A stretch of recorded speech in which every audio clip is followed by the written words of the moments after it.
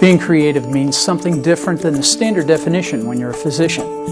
Creative artists may paint or sculpt or sing. A creative physician, on the other hand, sees medical problems in a practical and holistic way. These gifted professionals use inspiration and imagination to repair our bodies, improve our health, and save lives.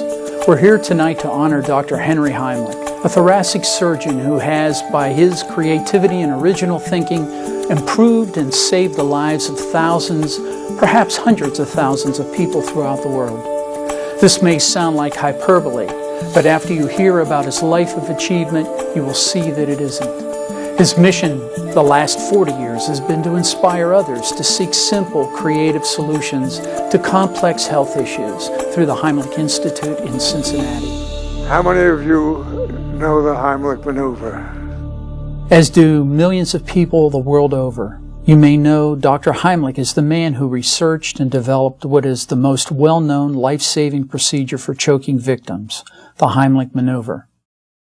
The Heimlich maneuver replaced the back slap as the first response for choking and has saved uncountable number of lives since being introduced in 1974.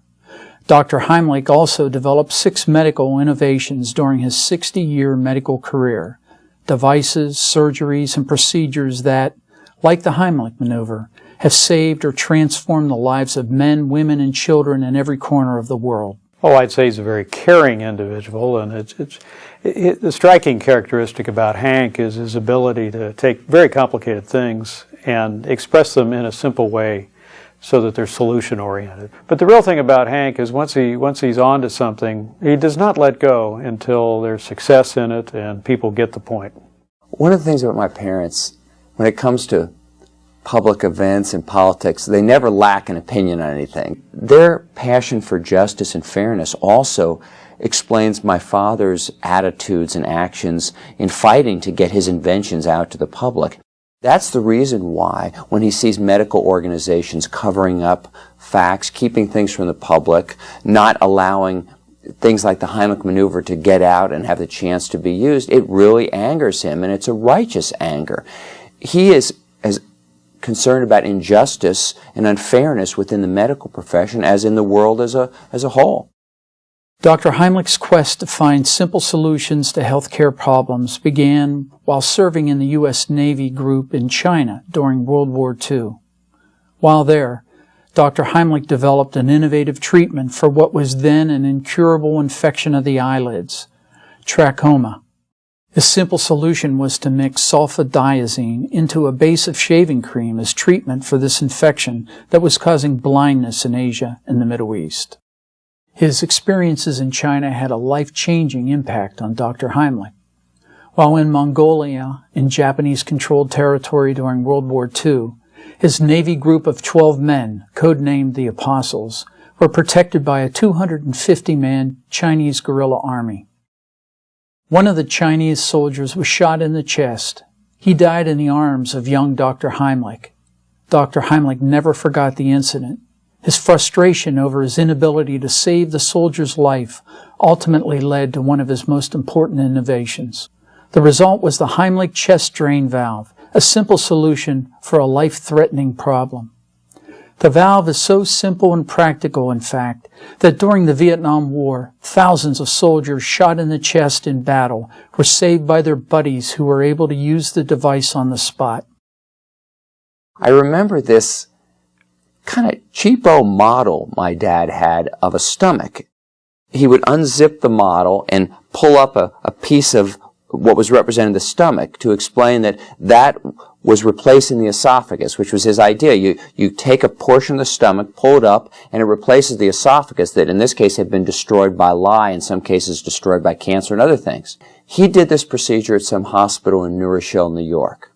And this woman who hadn't swallowed food in 25 years, she took her first spoonful of Jell-O, and they had this incredible picture of her in the New Rochelle newspaper with this big smile, taking her first spoonful of Jell-O because of what my father had done. In 1969, Dr. Heimlich became director of surgery at Jewish Hospital in Cincinnati. While reading the newspaper, a daily habit, he made special notice of articles that focused on people who died in a matter of minutes when food became caught in their throats. As a thoracic surgeon, the solution seemed obvious to Dr. Heimlich. Use air trapped in the lungs as a kind of natural bellows to clear the airway. He began thinking of a solution, started experimenting, and found the best results were obtained by a subdiaphragmatic pressure pushing up suddenly on the soft tissue under the diaphragm. His maneuver came to the attention of the press, and references to it began to appear in newspapers nationwide. A week later, the Seattle Times reported that a 70-year-old restaurateur had saved the life of a neighbor's wife using Dr. Heimlich's technique. Similar stories followed, including cases of children successfully performing the maneuver. The Heimlich maneuver spread worldwide. In 1975, the Heimlich maneuver was endorsed by the Emergency Medical Services Division of the American Medical Association. Death from choking declined dramatically following widespread publicity. This summer, Cincinnati Red Star Todd Frazier used the Heimlich maneuver and saved the life of a Pittsburgh restaurant patron. In 1977, Dr. Heimlich became a professor of advanced clinical science at Xavier University in Cincinnati. There he continued to work on innovations. In 1980, Dr. Heimlich invented the microtrach, which delivers oxygen to the lungs via a tube inserted through the throat.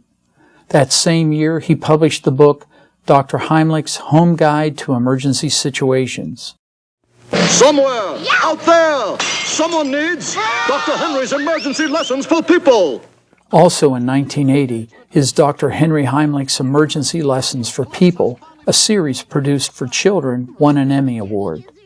In 1998, the Heimlich Institute relocated to Deaconess. This spring, the Heimlich Institute and the Deaconess Foundation rolled out a 6th grade curriculum called Heimlich Heroes, which provides a platform to teach children the life-saving Heimlich maneuver using science, math, health, and language arts. It is a program that empowers children to be superheroes by helping them realize that they have the power to save a life. The stories behind these medical breakthroughs are far more than a collection of aha moments, lab experiments, and surgical techniques. They show how one person can make a difference that can affect the world.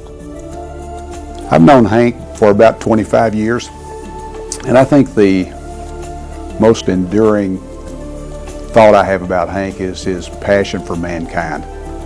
My hope and the goal of Deaconess is that we will continue to pursue and promote his legacy through the Heimlich Institute and use that to further the cause of saving lives in the future. He has always exhibited a keen interest in improving and saving lives, and that's something that few can pursue with the vigor that he has. We all seek value as human beings. Few have had the impact of Dr. Heimlich. On behalf of Deaconess Association's Foundation, it is with great pleasure that we honor Dr. Heimlich tonight for his knowledge, creativity, tenacity, talent, and dedication to improving people's health and saving lives.